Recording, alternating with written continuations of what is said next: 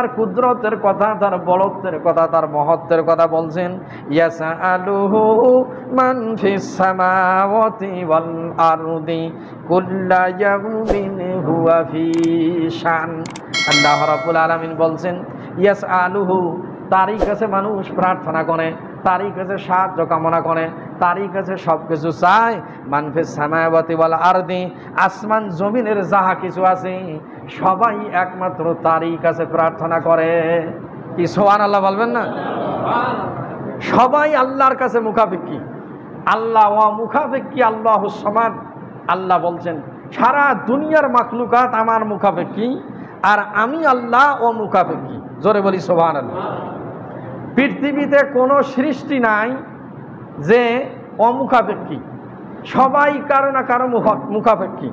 যেমন দেখেন, কিষান দেখা যাচ্ছে গেরস্তের মুখাপেক্ষী, গেরস্ত কিষানের মুখাপেক্ষী, ব্যবসায়ী কাস্টমারের মুখাপেক্ষী, কাস্টমার ব্যবসায়ীর মুখাপেক্ষী, এক প্রেসিডেন্ট আর এক প্রেসিডেন্টের মুখাপেক্ষী। এক দেশে কিছু আমদানি হয় আর এক দেশে কিছু রপ্তানি হয়। কি আমার কথা বোঝেন আপনারা? সব দেশ সব স্বয়ং সম্পূর্ণ নয়।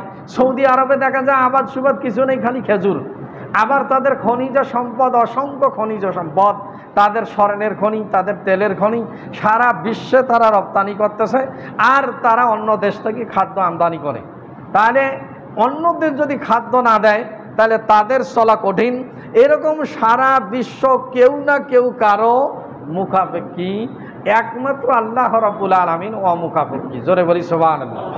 সবাই একমাত্র তারই কাছে চায়। আসমান জমিনের যাহা কিছু আছে সার্বক্ষণিক তারই কাছে প্রার্থনা করতেছে। শুধু মানুষ নয়, যত মাখলুকাত আছে সব মাখলুকাতগুলো আল্লাহর দরবারে প্রার্থনা করে। তাদের এরকম শারীরিক, মানসিক বা যেভাবে প্রার্থনা করে সেই প্রার্থনাগুলোও আল্লাহ রাব্বুল আলামিন তাদের শোনেন। জোরে বলি সুবহানাল্লাহ। সব মাখলুকাত তার কাছে প্রার্থনা করতেছে। আর আল্লাহ রাব্বুল আলামিন হাদিস আল্লাহর নবী বলছেন, বান্দা যখন আল্লাহর দরবারে প্রার্থনা করে আল্লাহ রাব্বুল আলামিন খুশি হন। জোরে বলি সুবহানাল্লাহ। এবং বলছেন উদউনি আস্তাজিব লাকুম, তোমরা আমার কাছে প্রার্থনা করো, আমি আল্লাহর কাছে তোমরা চাও, আমি আল্লাহ তোমাদের প্রার্থনাগুলো মঞ্জুর করব। আর যখন তোমরা চাও আমি আল্লাহ খুশি হই। আর দুনিয়ার মানুষের কাছে মানুষ চাইলে দেখা যায় নারাজ হয়। কি হয় না? আরে বাপের কাছে যদি বেটাও চায়, বারবার টাকা চায়, বাপও নারাজ হয়ে যায়। যায় কি না? আপনারাও হয়ে যান যে তোকে দিন টাকা দেওয়া লাগবে। এখন পরীক্ষার টাকা হোক, বেতনের টাকা হোক, লেখাপড়ার টাকা হোক, সাংসারিক হোক, ছেলেও যদি পিতার কাছে চায়, যত আদরের সন্তান হোক না কেন, বারবার কিছু চাইলে নারাজ হয়ে যায়। যত আপন বন্ধু হোক না কেন, বারবার যদি তার কাছে কিছু চান, বন্ধুত্ব নষ্ট হয়ে যায়। এরকম দুনিয়ার সব সৃষ্টির কাছে এটাই দেখা যাচ্ছে অগ্রগণ্য। কিন্তু আল্লাহ রাব্বুল আলামিনের কাছে সবাই চায়, কিন্তু আল্লাহ খুশি হয়। জোরে বলি সুবহানাল্লাহ। এবং তিনি কাহারও কাছে কোনো কিছু চান না, তিনি অমুখাপেক্ষী আল্লাহুস সামাদ। সূরা ইখলাসের মধ্যে আল্লাহ বলছেন লাম ইয়ালিদ ওয়া লাম ইউলাদ, লাম ইয়ালিদ ওয়া লাম ইউলাদ, আমি কাউকে জন্ম দেইনি, কাহারও কাছ থেকে জন্মগ্রহণ করেননি। ওয়া লাম ইয়াকুল লাহু কুফুয়ান আহাদ, এবং আমার সমতুল্য পৃথিবীতে কিছুই নাই। সরে বলি সুবহানাল্লাহ। তার বলত্ব, তার রাজত্ব তাহা কিছু আছে, কোনো দিক দিয়ে আল্লাহর সমকক্ষ দুনিয়াতে কোনো কিছু নাই। এই জন্য আল্লাহ রাব্বুল আলামিন তার বলত্বের কথা বলছেন। আসমান জমিনের যা কিছু আছে সব কিছু একমাত্র আল্লাহ রাব্বুল আলামিনের কাছে প্রার্থনা করে, তার আল্লাহ রাব্বুল আলামিনের কাছেই চায়। আর তিনি কি করেন? কুল্লা ইয়াউমিন হুয়া ফি শান, তিনি প্রতিনিয়ত, প্রত্যেক সময়, প্রত্যেক মুহূর্তে কোনো না কোনো কাজে তিনি রত। জোরে বলি সুবহানাল্লাহ। শান বলা হয়েছে, তিনি কোনো না কোনো কুদরতে তিনি সার্বক্ষণিক তিনি রত থাকেন। জোরে বলি সুবহানাল্লাহ। কোনো না কোনো কাজে সার্বক্ষণিক আল্লাহ রাব্বুল আলামিন রত আছেন, এ কাজে নিয়োজিত। যিনি ঘুম আসেন না, যেনাকে তন্দ্রায় স্পর্শ করতে পারেন না, প্রতি মুহূর্তে তিনি সৃষ্টির প্রতি তীক্ষ্ণ নজর রাখেন এবং কোথায় কি করা লাগবে তিনি আল্লাহ রাব্বুল আলামিন তাহা নিয়ন্ত্রণ করেন। জোরে বলি সুবহানাল্লাহ।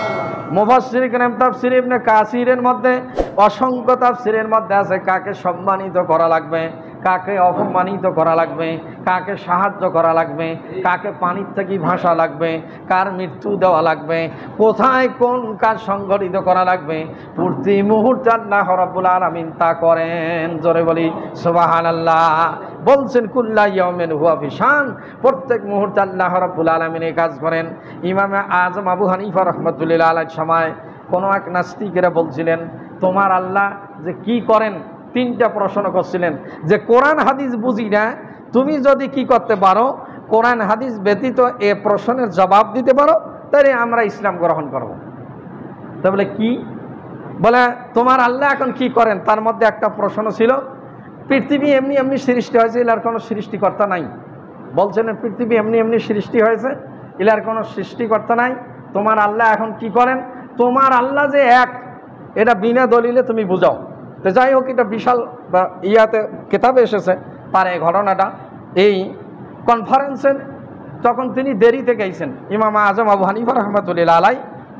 এখন ইহুদি অমুসলিমদের এবং মুসলমানদের এ কনফারেন্স, এবং বিনা দলিলে বুঝাইতে হবে, কোরআন হাদিস তারা বোঝে না, তোমার আল্লাহ এখন কি করেন। সবাই চিন্তিত এর জবাব কে দিবে। এগুলো অনেক ঘটনা। লাস্টে সেই সময় ইমামে আজম নোমান বিন সাবেত, আমাদের মাযহাবের ইমাম, তেনারই কাছে মুসলমানেরা গেছে বলে ঠিক আছে এ আয়োজন করা হোক। আয়োজন করা হয়েছে, বিশাল আয়োজন। এখন সবার শ্বাসে গেছে ইমাম আবু হানিফা। এখন সবাই কছে যে ইনি এক আহাম্মক ছাড়া আর কিছু হইতে পারে। এখন সবাই এনাকে এই পরাস্ত করার জন্য উডিপড়িত আছে। তারপরে কনফারেন্সে সবাই দেরি করে গেছে। এখন দেরিতে যাওয়ার এক নম্বরে তাকে জিজ্ঞাসা করছে তোমার প্রশ্নের উত্তর পরে, তুমি দেরিতে আসলে কেন, তার আগে জবাব দাও। আমি তুমি বলে জ্ঞানী, তুমি এরকম অনেক মাযহাবের প্রবর্তক ইমাম, এ জামানার অনেক শিক্ষিত, কিন্তু তুমি যে সময় জ্ঞানী তোমার নাই, তাহলে তো আমরা তোমাকে কি হিসাবে নেতা মানব।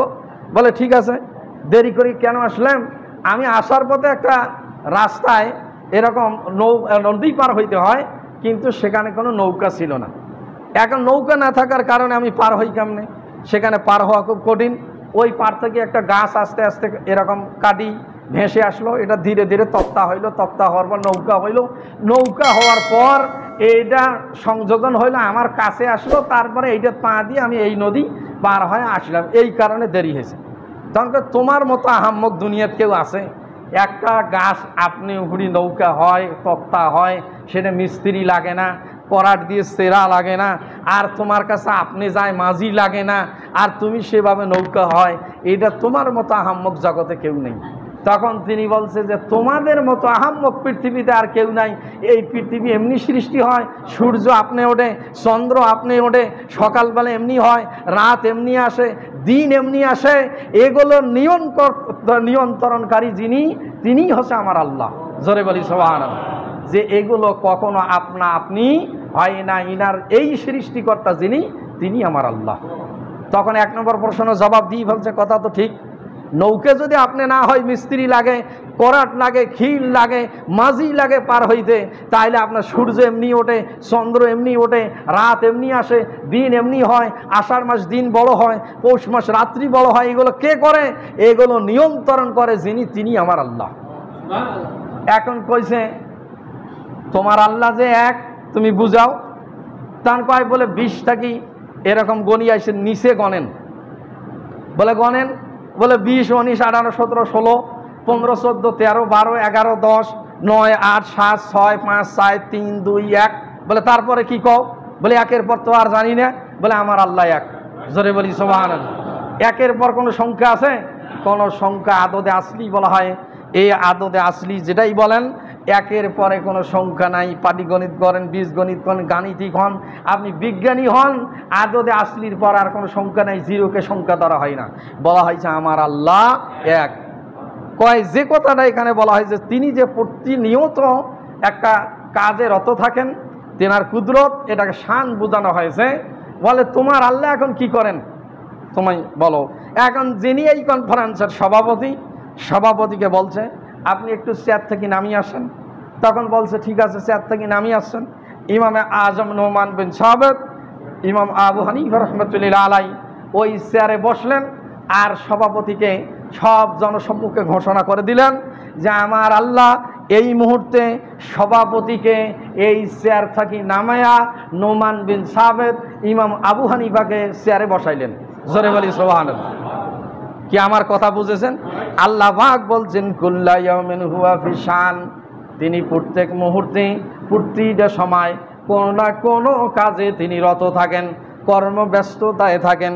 কাকে ইজ্জত দেওয়া লাগবে, কাকে সম্মানিত করা লাগবে, কাকে জীবন দেওয়া লাগবে, কোন অসুস্থকে সেবা দান করা লাগবে, কার জান কবজ করা লাগবে, প্রতি মুহূর্তে আল্লাহ রাব্বুল আলামিন রত থাকেন এবং সারা দুনিয়া নিয়ন্ত্রণ করেন। এতে তার কোনো ক্লান্তি হয় না, তার কোনো কষ্ট হয় না। জোরে বলি সুবহানাল্লাহ। এটাকে বলা হয়েছে আল্লাহ রাব্বুল আলামিনের শান।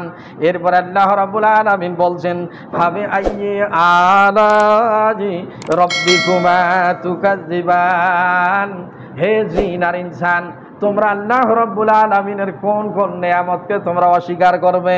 এরপর আল্লাহ রাব্বুল আলামিন বলছেন সানাফুরুগু লাকুম আইয়ুহাস সাকালান।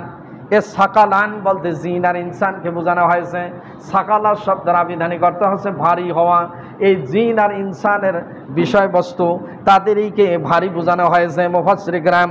আর তিনি সানাফরুগু লাকুম, আল্লাহ বলছেন অতি সত্বর তিনি ফারেক হবেন, তিনি পৃথক হবেন, অবসর গ্রহণ করবেন লাকুম তোমাদের কাছ থেকে। আইয়ুহাস সাকালান, জিন আর ইনসান। মুফাসসির কিরাম এই আয়াতের ব্যাখ্যায় অসংখ্য তাফসিরে বলছেন এটাকে কিয়ামত দিবসের কথা বলছেন। অচিরেই তিনি তোমাদের হিসাব নেবেন, তোমাদের কর্মফল সম্পর্কে জিজ্ঞাসাবাদ করবেন। অচিরেই আল্লাহ রাব্বুল আলামিন ফারেক হবেন। এই যে তিনি দুনিয়ার সমস্ত কিছু নিয়ন্ত্রণ করতেছেন, জিন ইনসান সব মাখলুকাতের, কোনো একদিন তোমাদের কাছে কিয়ামত সংঘটিত হবে। এই কিয়ামত অচিরেই আসবে। সেই দিন তিনি তোমাদের হিসাব নিকাশ গ্রহণ করবেন, তোমাদের পর্যবেক্ষণ করবেন, তোমাদের আমলনামাগুলো দেখবেন, কে কতটুকু তোমরা ভালো কাজ করেছো, কে কতটুকু মন্দ কাজ করেছো। এটা অচিরেই আল্লাহ রাব্বুল আলামিন তোমাদেরকে ধরবেন। সেই দিন আইনাল মাফাররা, তোমাদের পালার কোনো সুযোগ থাকবে না। জোরে বলি সুবহানাল্লাহ। এই কথা আল্লাহ রাব্বুল আলামিন আয়াতে স্মরণ করে দেন। এরপরে বলছেন আবার তিনি 31 বার যে আয়াতটা এসেছে, কোন সূরার মধ্যে এতবার একটা আয়াত আসে নাই। আল্লাহ রাব্বুল আলামিন আবার বলেন ফাবি আইয়ি আলাই রব্বিকুমা তুকাজ্জিবান, হে জিন আর ইনসান, তোমরা আল্লাহ রাব্বুল আলামিনের কোন নিয়ামতকে তোমরা কোন কোন নিয়ামতকে অস্বীকার করবে? এরপরে আবার আল্লাহ রাব্বুল আলামিন বলছেন আমি যে তোমাদেরকে আমার সংগঠিত করব, অচিরেই তোমাদের হিসাব নিকাশ নেব।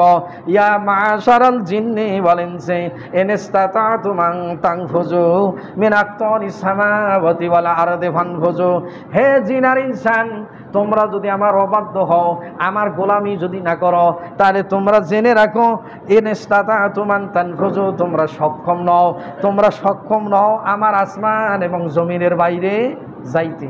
হে জিন আর ইনসান, ইন ইসতাতাতুম আন তানফুযু মিন আকতারিস সামাওয়াতি ওয়াল আরদি, যদি তোমরা সক্ষম হও তাহলে কি করো? ফানফুযু, বলছেন তোমরা আমার আসমান জমিনের বাইরে যাও।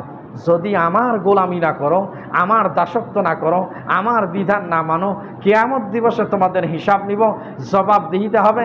এটা যদি তোমরা না করো তাহলে আমার আসমান জমিনের বাইরে তোমরা চলে যাও।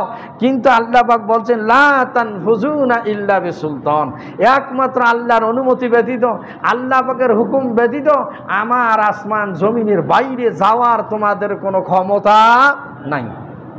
কোথায় যাবেন আপনি? মঙ্গল গ্রহে যদি যান তাও আল্লাহ রাব্বুল আলামিনের রাজত্ব। যদি আপনি সামাওয়াতিন সপ্ত আসমানে আগমন করেন তাও আল্লাহর রাজত্বের বাইরে আপনি যাইতে পারবেন না। কোথায় যাবেন? কোনো যাওয়ার কোনো সুযোগ নাই। যেখানেই যাবেন সেইখানে আল্লাহ রাব্বুল আলামিনের রাজত্ব। আপনি পানিতে যান, স্থলে যান, আপনি এরকম সূর্য গ্রহ চন্দ্র নক্ষত্র যেখানেই যান, আল্লাহ রাব্বুল আলামিনের রাজত্বের বাইরে মানুষের যাওয়ার কোনো ক্ষমতা নাই। এ বড়ত্ব মানুষের নাই। এ বিজ্ঞানের যতই চরম উন্নতি হোক না কেন, প্রথম আসমানের উপরে কি আছে এও এখন পর্যন্ত নির্ণয় করতে পারেনি। যত সৌরজগৎ আছে সৌরজগতের যত কিছু সব আজকে প্রথম আসমানের নিচে। বিজ্ঞানীরা বলছেন আজকে ব্ল্যাক হোল নিয়ে চিন্তা গবেষণা করছেন যে ব্ল্যাক হোল এরকম কয়েকটা সৌরজগৎকে একসঙ্গে খাইয়ে ফেলতে পারে, কিন্তু সাংঘর্ষিক হয় না। এরকম কোটি কোটি নক্ষত্রকে একবার গ্রাস করতে পারে। আজকে বিজ্ঞানীরা মহাকাশ নিয়ে গবেষণা করতে করতে ক্লান্ত হয়ে যায়, বলছে সব কিছু তারই ক্ষমতা, সব কিছু তারই কুদরত, সব কিছু তিনারই শক্তি। জোরে বলি সুবহানাল্লাহ।